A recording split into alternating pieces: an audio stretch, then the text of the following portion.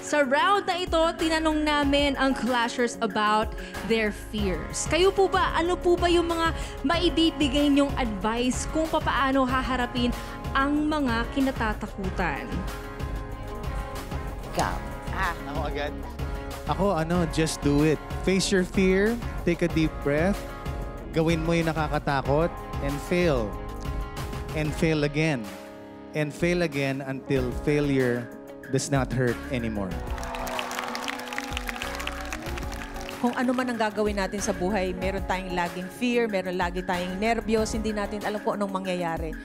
It only means na we care about what we do. So, yun na lang ang isipin nila each time na tutungtong sila dyan.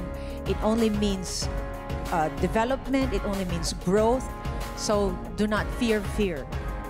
It's part of life. Tama.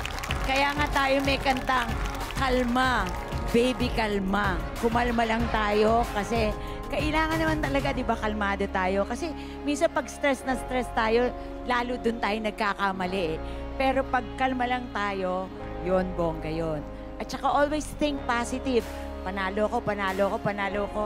Then talo ako, sabi mo, okay, talo ako. Pero next time, mananalo na ako. Ganda. A fear, a fear. A fear.